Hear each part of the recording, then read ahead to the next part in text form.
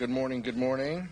So pleased to be joined by my colleagues today. And the Democratic Caucus was very excited to welcome back our colleague, Congressman Tom Suozzi, back to the House of Representatives. The people of New York's 3rd District are finally getting what they deserve.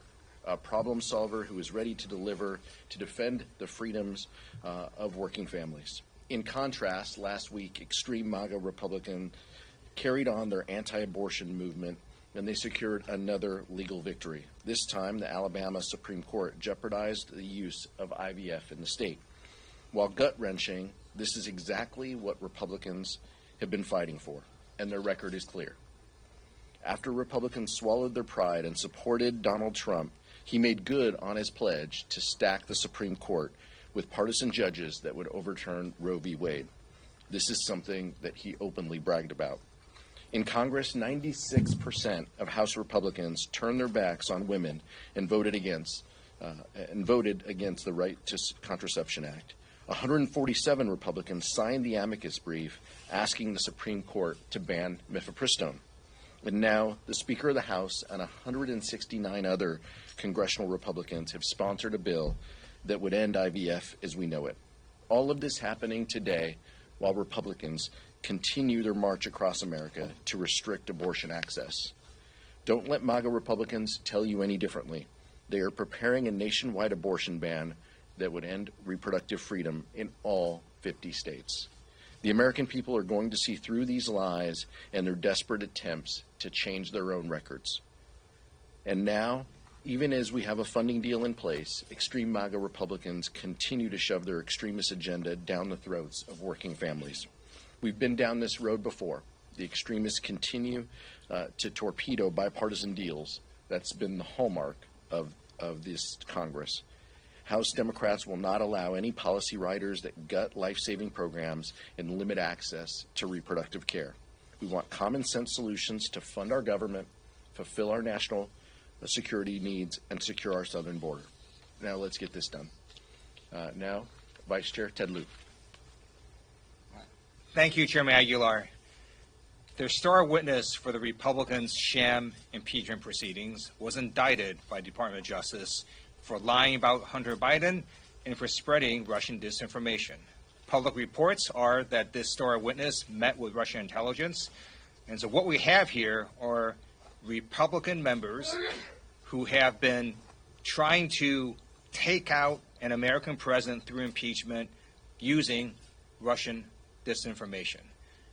Not only should these impeachment proceedings stop, but the Republicans that were spreading this Russian disinformation should apologize to the American people. They were essentially using Russian disinformation to try to impeach an American president. This is anti-American traitorous conduct.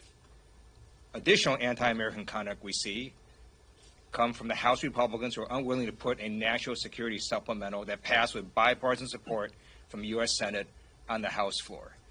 Speaker Johnson has repeatedly said he wants the House to work its will. Well, guess what? How does the House work its will? We vote.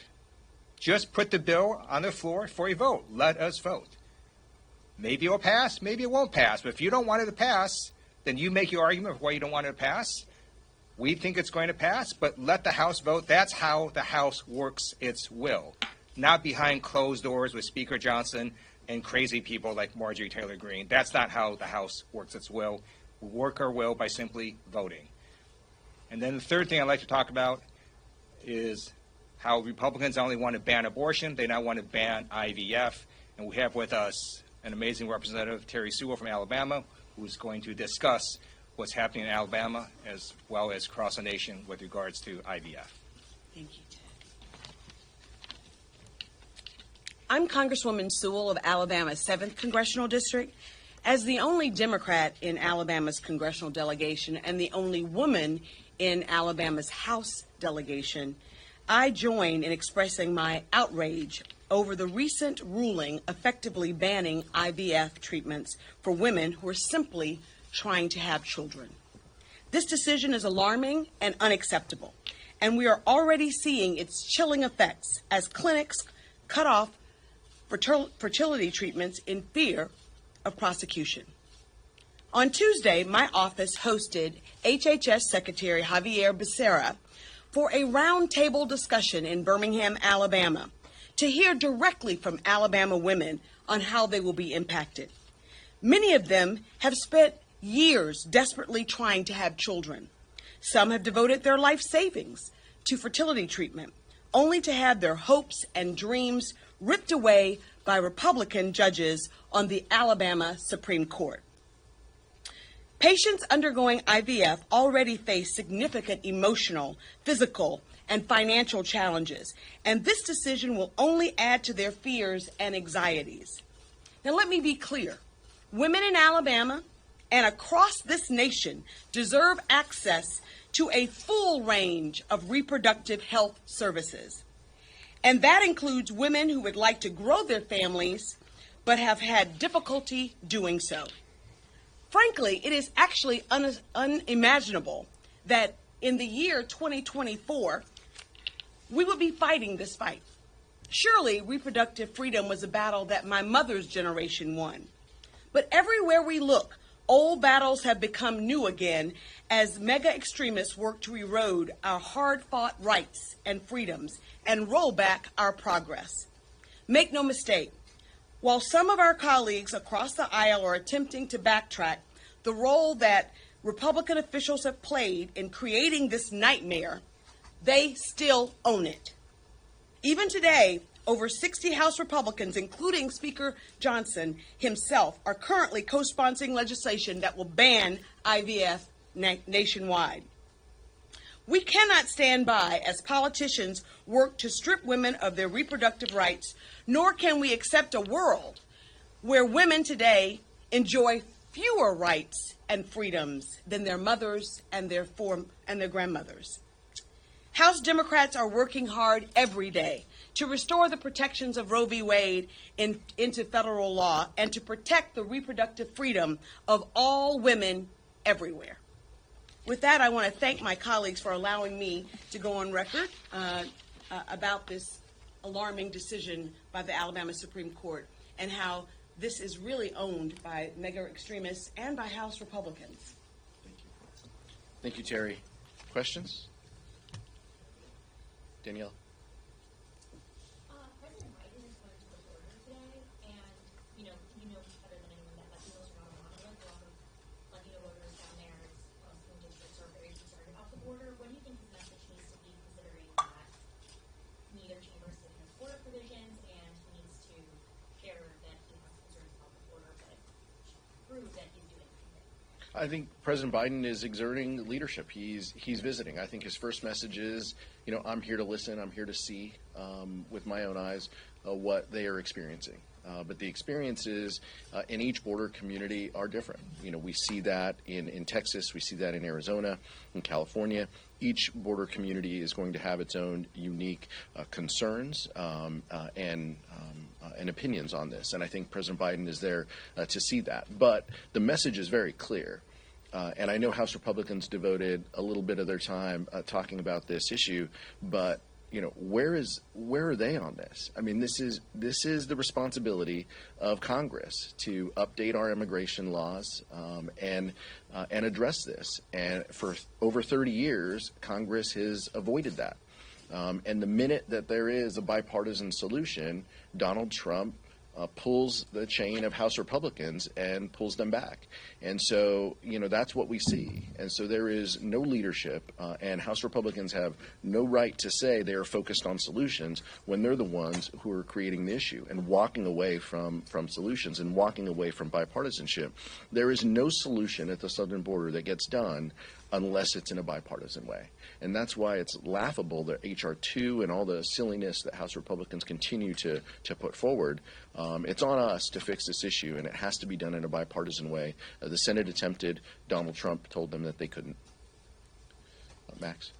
What's your message to some of your centrists in your caucus who might want to support this Fitzpatrick Golden dissertation on national security? I think our message is, well, first, and we know the Democrats and Republicans who are advancing this, they are well-meaning. They really are. and these are thoughtful individuals, but I just don't think that this is the solution that is in front of us. I think the solution is incredibly clear. It is the bipartisan solution that has 70 votes out of the United States Senate. You guys spend a little more time over there than we do. I mean, getting the Senate to take up anything new would be weeks or months. And so the importance of passing this national security supplemental is the focus and the priority of House Democrats. And we believe that Speaker Johnson should put this on the floor. As Vice Chair Lou mentioned, let the House work its will, put this on the floor, give it an up or down vote. Not what has, a couple percent of support within the House Republican Conference, what has the support of the House of Representatives, of the People's Chamber. That's what we should be focused on. And so I think anything short of that is maybe well-meaning, but is not where the focus should be. Ryan? Given the reception from the Hunter Biden deposition yesterday, do you still think it's necessary for him to testify publicly, and what's your overall impression of the future? I mean, it's pretty clear. I'll ask the vice chair to speak here. It's pretty clear that there's nothing there. No evidence, no proof, no problem. That's the mantra of House Republicans.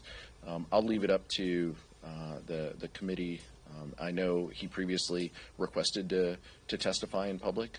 I'll leave it up to the committee to decide that. But I think it's incredibly clear to anybody who is watching that there is no proof, no evidence, no connection from President Biden to Hunter Biden's business affairs. But that doesn't seem to ever hold up House Republicans from throwing out innuendos and individuals who are willing to lie to share their story. Thank you, Chairman Aguilar. Hunter Biden has said that he is happy to testify in front of the American people under oath. It was Republicans who rejected that because they were afraid of what Hunter Biden was going to tell the American people, which is this whole impeachment proceeding is a sham. It's built on a house of cards, built on a fundamental lie. How do we know that? Because the Department of Justice indicted their star witness for making these lies, and the public reporting is that this star witness talk to Russian intelligence. So again, we have Russia trying to influence what's happening in American government, American politics, and this impeachment is trying to take out American president based on Russian disinformation, and the Republicans need to stop doing that. Questions? Actually, this is a specific question for Congressman Liu. I know that you were recently named the co-chair for the AI task force. I just want to see, I feel like we always hear a lot about different task forces and committees in Congress. Can you say specifically what the task force is going to deliver or produce and what the timeline for that is? Sure. Thank you for that question. I do want to thank Leader Jeffries and Speaker Johnson for establishing the House Bipartisan Task Force on Artificial Intelligence. I'm honored to co-chair this task force with Jay Obernolte on the Republican side. We have set up a series of meetings. I'm going to meet with Jay tonight, and then we'll discuss what's the best way to go forward. We are going to be producing, or we've been charged with producing a report by the end of the term on what kinds of AI we should regulate and what's the best way to go about doing that. And there's other tasks that we could also do, so I'm going to talk to Jay, and we'll get back to you on what other things we'll be looking at. Michael?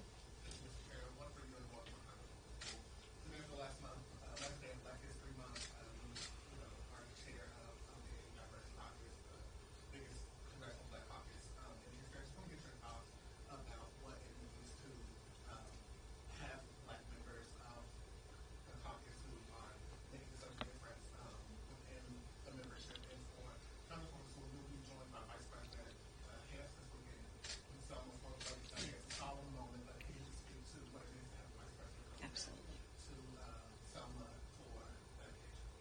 59th anniversary that Congresswoman Sewell will be leading. So privileged to be able to attend with my family last year. Look forward to attending in the future. And her leadership, standing on the shoulders of John Lewis, Jim Clyburn in our caucus, who have always reminded us about the history, about those events, and about our responsibility to honor that and to carry forward our advocacy of voting rights. It is. I appreciate the question. Our caucus is incredibly diverse, but the role that the Congressional Black Caucus plays is so profound and important. We have been putting on events to honor Black History Month, and we'll do a few more events and opportunities today with members of the caucus. And pleased to be joined today with Terry Sewell, who will reflect on what this weekend means for her and her community, too. Thank you. Well, growing up in Selma, Alabama, literally a stone's throw away from the Edmund Pettus Bridge, I have a deep, abiding understanding of how ordinary Americans can bring about extraordinary social change. I'm excited this weekend, as today is the last day of Black History Month. I've often said that we in Alabama, especially in my district, which includes the historic cities of Birmingham and Tuscaloosa and Montgomery and my hometown of Selma, we're merely custodians of America's history. Black history is American history, and we have a solid, united in our efforts to make sure that Leader Jeffrey becomes Speaker Jeffrey in the Congressional Black Caucus, and we're led ably by Stephen Horsford, who will also be joining me in Selma. It is to have the opportunity to walk back in time, to experience the places, to meet the people, to make sure this nation never forgets what happened on Bloody Sunday. And given that old battles have become new again, not just for reproductive rights and reproductive freedoms, but for voting rights, I think I would have never guessed that my cause would be the same cause that John Lewis fought for 59 years ago. John was bludgeoned on a bridge for the right of all of us to vote, and we have seen Republicans roll back that Republican-led Supreme Court with the Shelby decision, and it's simply unacceptable. So I actually look forward to having the opportunity to stand there with our Vice President, who has done a great job of talking about this rollback of freedoms and rights that we enjoy, whether that's reproductive freedom or voting rights. She's been leading the charge in the White House on those issues, and I look forward to standing with her on the bridge, as John would say, one more time. But I also want all of us to understand the importance of this election, and I think that she'll touch on that. She'll touch on what's at stake when it comes to progress, and I look forward to her also espousing on what her thoughts are about how we can motivate especially younger folks to get out the vote. I think that there's one threat that I worry about, it's voter apathy.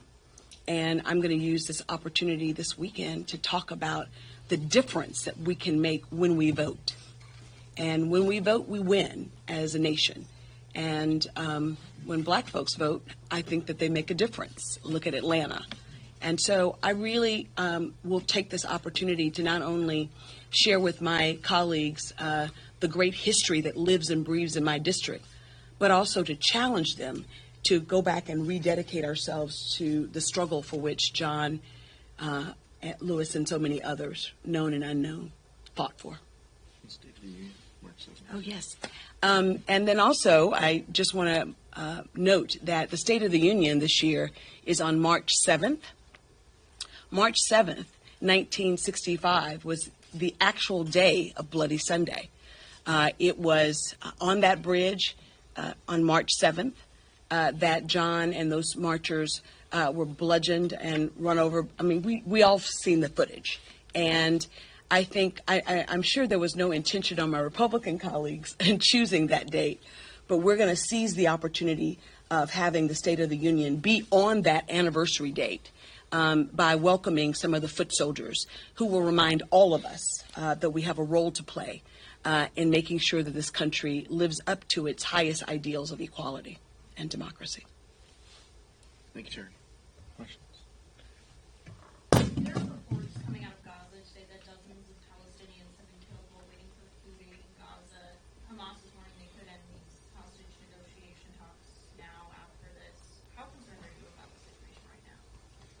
I think we've been concerned. I think the House Democrats continue to be concerned about the situation on the ground. We know the importance of humanitarian assistance in the region. We have been advocating and we've been forceful on this. It is one of the concerns that many in the caucus have raised about other proposals that have been advocated is a lack of humanitarian assistance to those packages. It's a reason why we voted against Israel assistance weeks ago, is because it didn't have that component. The United States needs to surge and work with our allies to surge resources, humanitarian resources, and food and water and medicine to the region. We believe that anything that falls short of that is incomplete, and we continue to monitor the situation and appreciate the President's leadership on this. Chad? Good morning. Thank you. You talked earlier about HR2. You said this is syllabus. That's the only bill that has passed. I understand the Democratic reservations on this. But with HR2 being the only bill that has passed, do you see any reason why some Democrats might say, because some are desperate to do things on the border, say, why don't we take a look at that? Or is that just too far? No, I think you've heard Republican senators say that has no support in the House. It's dead on arrival. I mean, and so, what we need is a bipartisan solution. And I appreciate that there are colleagues of ours who want a bipartisan solution. And if the Speaker wanted to, we could have discussions about that, about a bipartisan solution that was not H.R. 2. But it appears that Republicans, especially in the House, and Donald Trump would rather have the issue than the solution. And so they have walked away from that. And so the importance for us now, the next step, is to pass a national security supplemental. That is what is on the table. I'm so confused by Speaker Johnson, and he opposed executive actions, and now he supports executive actions. I don't know where he stands at any given point on executive actions at the border, but it is very clear that our laws can only be changed with congressional action. If we were serious about that, we could address it. Absent that, we have to deal with what's in front of us, which is a national security supplemental and ensuring that we have funded government. Yes, go ahead. There were a lot of conversations on discharge petition to bring supplemental bill on the floor. Are you still considering it? Are there conversations actually to bring discharge petition to that? Whip Clark and Leader Jeffries have both indicated every option is available. The importance of providing aid to Israel and Ukraine, humanitarian assistance, Indo-Pacific resources is so incredibly important, and the urgency with which that is necessary is right in front of us. Any procedural step, will take time. The most important thing, the fastest thing that we can do, is for the Speaker to put this bill on the floor. The bill that has 70 votes in the Senate to put it on the floor. Absent that, it's going to take time, no matter the procedural step. But we have said that we are willing to consider any procedural step in working toward a bipartisan solution. Leader Jeffries has indicated, his view is there's 300 votes for that bill if the Speaker put it on the floor. We share that view, and if Republicans truly wanted to lead and truly wanted to stand with Ukraine as they fight for their freedoms, that's what they would do. Having served on active duty in the military and then serving in the reserves, it's very clear that America's national security depends on what happens around the world. So one reason that food prices went up, in addition to price gouging by companies, was also because an immense amount of fertilizer came from the Ukraine-Russia region. Prices went up. Same with grain. That came from that region as well. Prices went up. And so if we just isolate ourselves and just ignore what happens in the rest of the world, it's still going to affect America. We're in the 21st century now, so it's just a really stupid view to think we're just our little island here and we don't have to pay attention to the rest of the world. So it helps U.S. national security when we make sure that Russia doesn't succeed in Ukraine, and it will also help bring us prices down if we can end this war quickly. And the way we end it quickly is to give Ukraine the resources to end the war quickly. Last one. Chairman, thank you. Good morning. So the deadlines for the government funding were pushed forward once again. Do you feel confident that you're going to avoid a partial partial government shutdown on March 8th and a total government shutdown on March 22nd? Well, look, that's our hope. There's an agreement in principle is what we have today to address to have this CR to move the dates to the 8th and the 22nd, as you mentioned, and to put up for a vote 6 bills, 6 of the 12 appropriation bills. That's what is in front of us. But as I mentioned before, Republicans have walked away from bipartisan deals in the past, and so. We're cautiously optimistic that we can meet these deadlines. I think that clearly the second group of bills could be difficult and problematic, especially as Republicans in the House continue to insist on policy riders that erode women's reproductive freedom. And so I think that House Democrats will stand in lockstep to ensure that that doesn't happen. But that is the position of House Republicans. We look forward to working with our colleagues to avoid this shutdown. And House Democrats continue to put up the votes, by the way, to pass every continuing resolution and every funding opportunity, while Republicans go back and forth on whether they support funding our government and funding key priorities, including those at the border. House Democrats are the ones that continue to put up the votes, and that shouldn't be lost on the American public. Thank you so much. Thank you.